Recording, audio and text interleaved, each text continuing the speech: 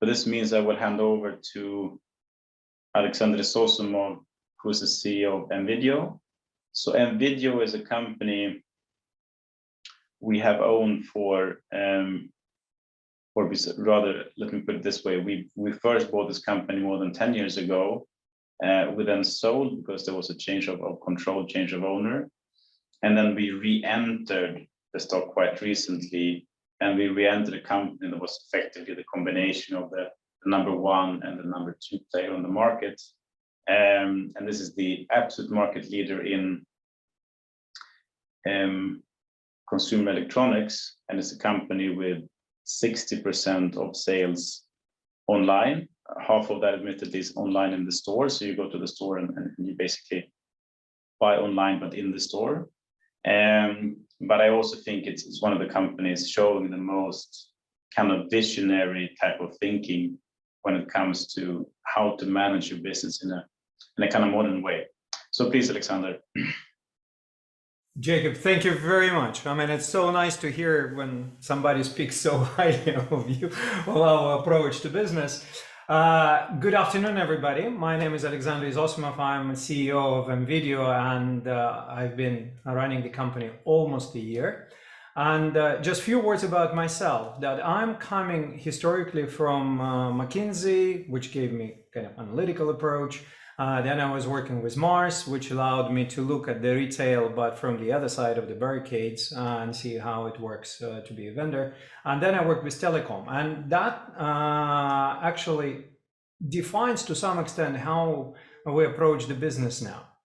And in a nutshell, if we talk about M.Video, we say that our aspiration is to double the business and to reach 1 trillion within 5 years by betting on viability of a strong position of an expert in consumer electronics category, which can withstand the pressure of marketplaces, and by deploying technology to leverage in full capability of omni-channel approach. So our focus is on the proprietary technology, and you will hear during the presentation references to One Retail. That's what we branded, basically, our technological stack. We also bet on shifting on client focus, not just sort of client comes first, but actually proactively working with the active client base, building it, and then proactively working with it. And third cornerstone of this is to leverage our assets. And assets are twofold, extremely strong brand, and also the infrastructure which we have. And I'll walk you through all those elements. Let me start sharing my presentation. And I hope that you see the presentation. And first, how big are we? We are leading non-food retailer in Russia. And also we are leading in terms of online sales, and that puts us in the top 10 of consumer electronics retailers in the world. And the Russian market actually is there as well, it's number 9. What's important is how big is our customer base, and it is 19 million identified customers, and we're using the same definitions just to be comparable with the marketplaces. Not all of them are One Retail yet, and this is the base for us to expand our business. If we move beyond the scale and we start looking, okay, what do we have really in terms of our frontline infrastructure? So we operate with the network of, now it's 1,200 stores all across the country. As you can see that we have a large number of sales staff, which is actually almost 50% larger by the virtue of having promoters from our vendors who are deeply versed in the products which they promote.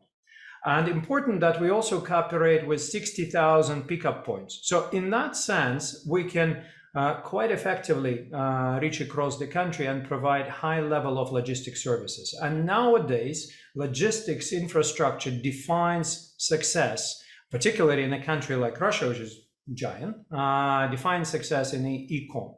To that end, if you look at our logistics infrastructure, you can see that we have warehouses strategically located. We have quite a bit of footprint there, and if we count actually storage facilities inside our stores, it's almost 1 million square meters. And the whole bet which we're making is that we're leveraging that infrastructure and not rebuilding it, but actually redeploying it. So we're focusing on arranging fulfillment out of our warehouses, but predominantly out of our stores.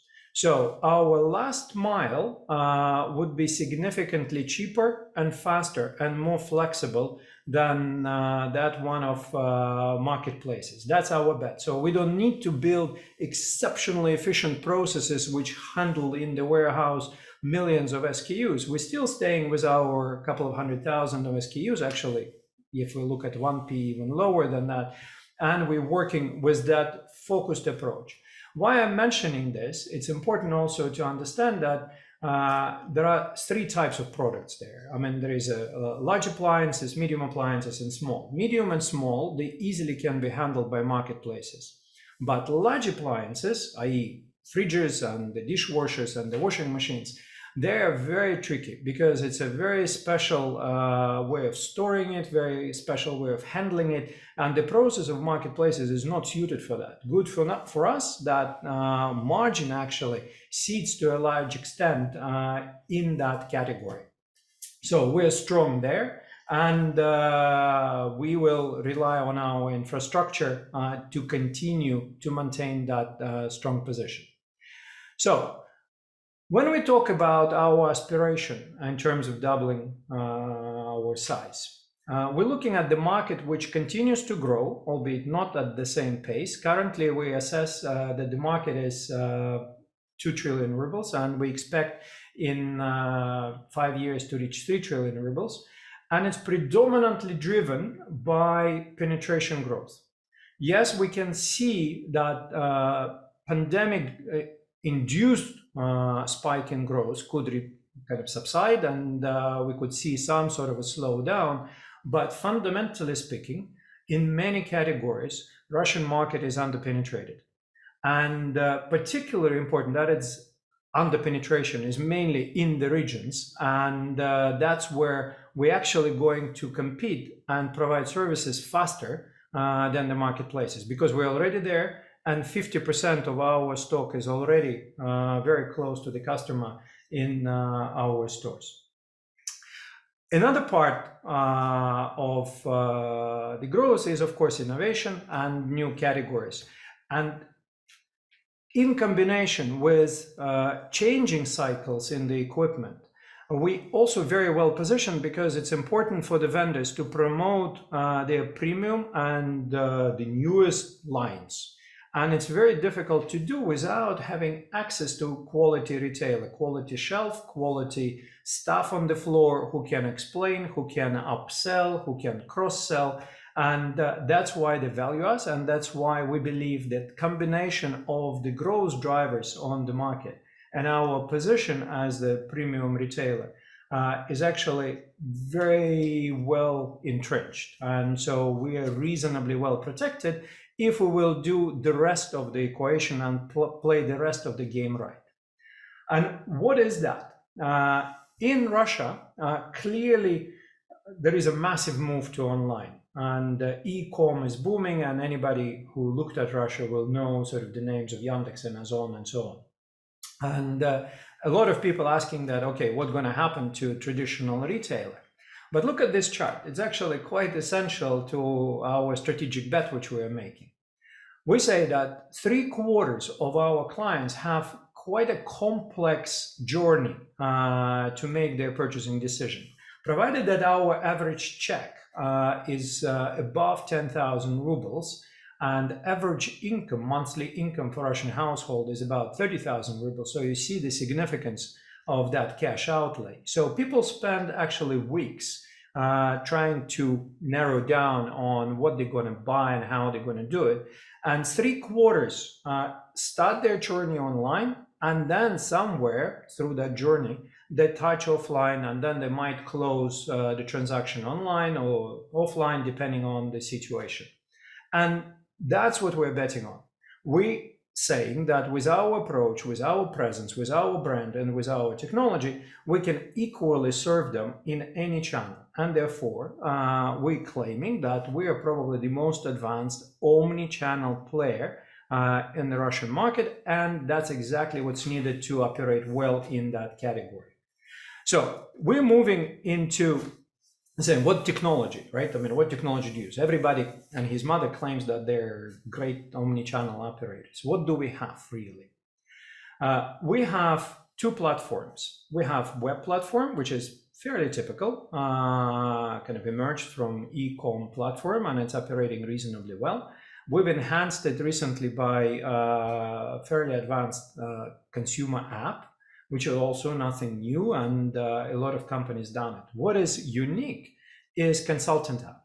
So we've linked all these touch points in one system. And so when you're walking into the store, and let me describe the most common customer journey. So you decide to buy a TV, you do a search, you narrow down, you select 3-4 models, and you put them into your preferred list or into your basket. Then you decide, okay, I want to see how it looks. I want to press the button. Or if you're buying a fridge, apparently I've learned that you buy the fridge by the smell.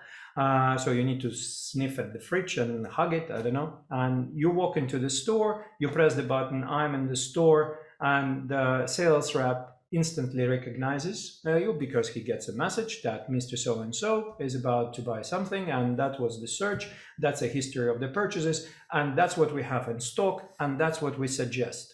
So he right away gets actually the script with which he approaches the clients and starts the interaction. They can narrow down the searches, they can compare the prices, and we can meet it by guaranteeing the best price.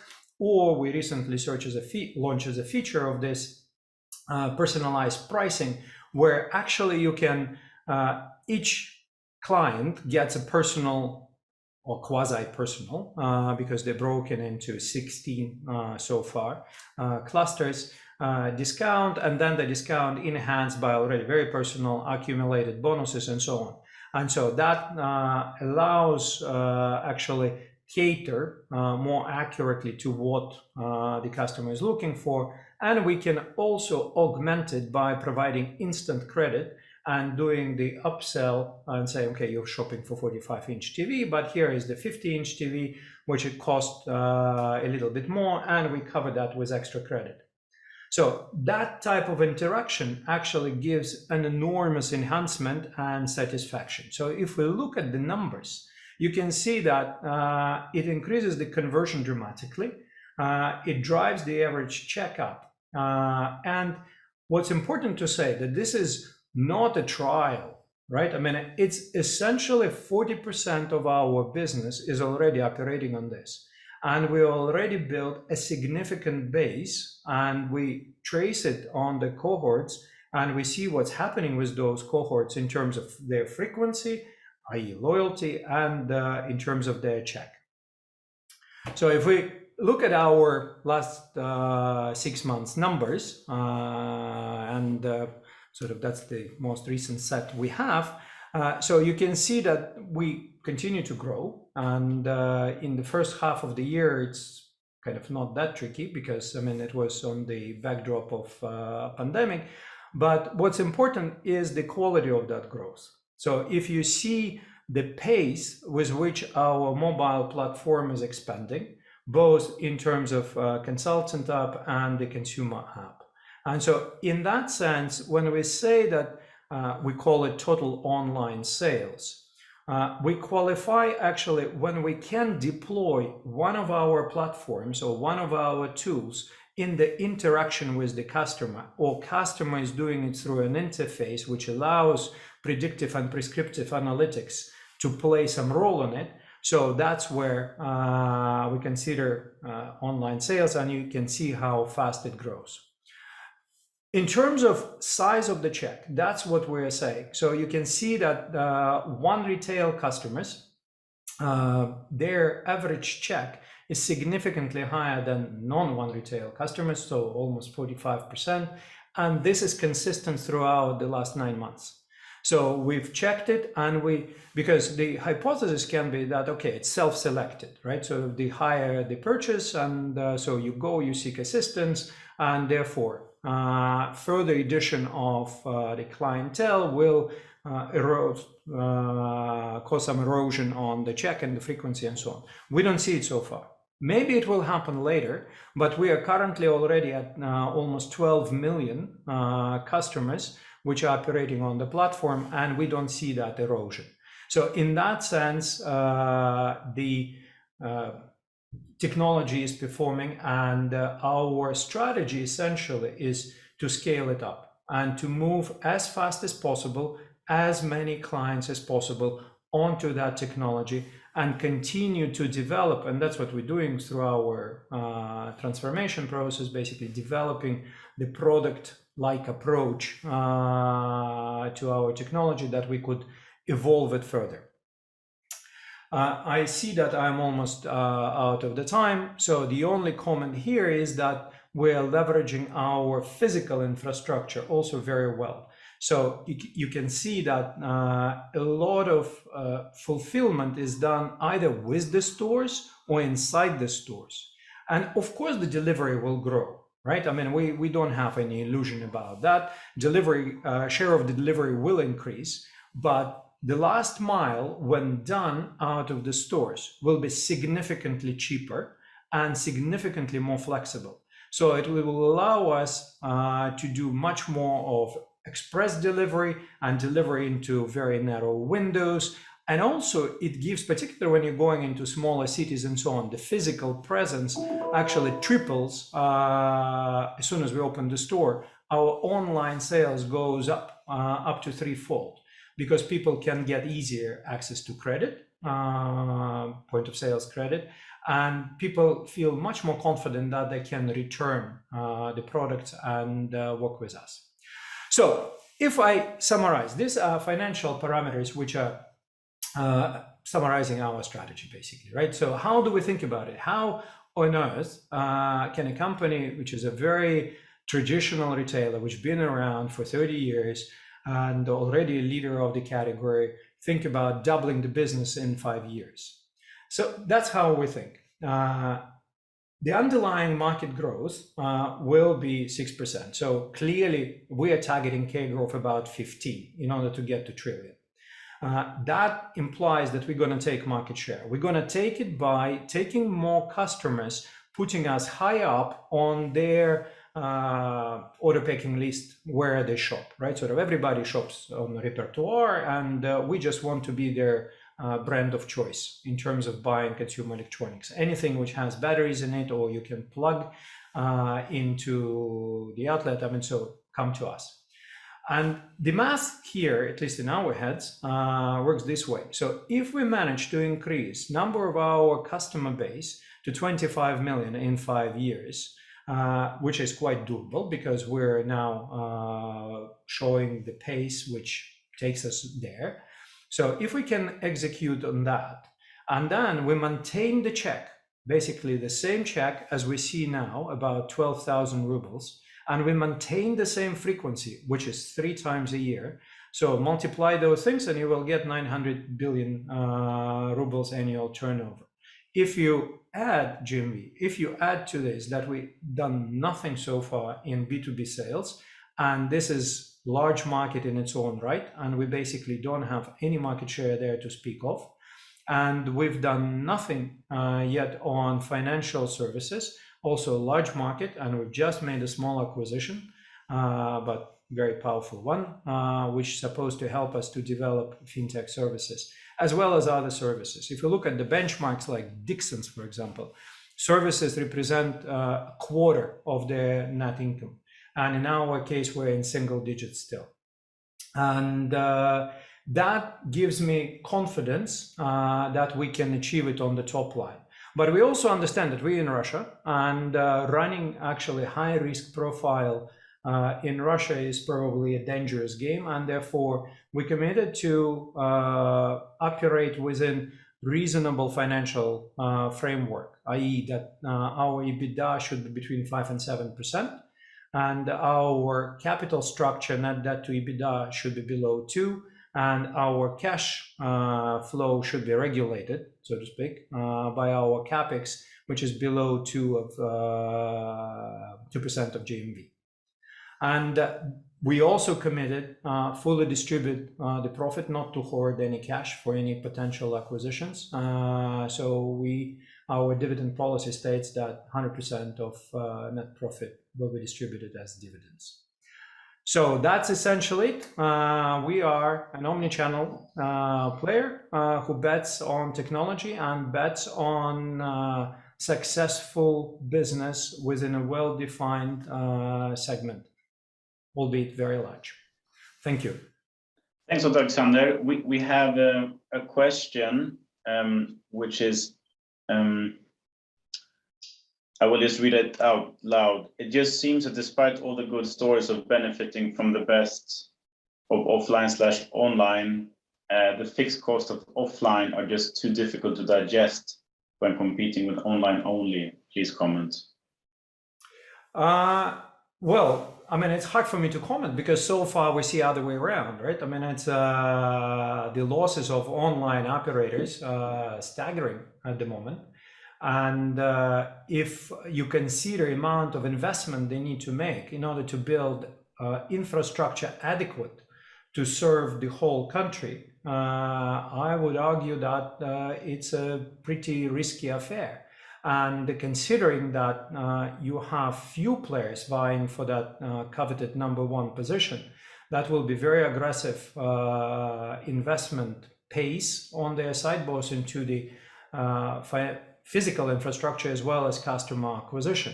So in that sense, I view it differently. I think that we can reproduce online economics on par with them.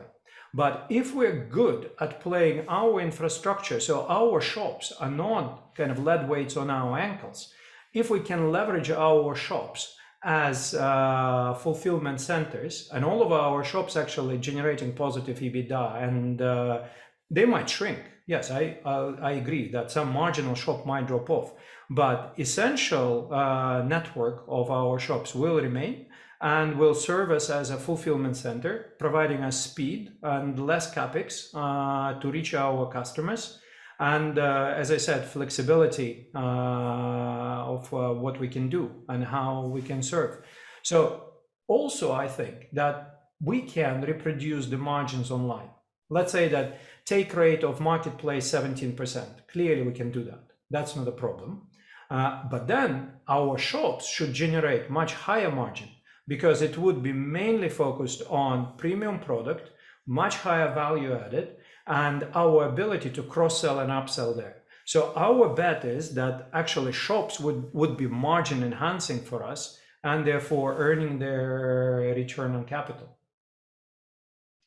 All right, thanks a lot, Alexander. I think we are actually exactly on time, so we thank you for this and hope to see you soon in Moscow again. Thank you very much for inviting us. Thank you. All the best. Thank you.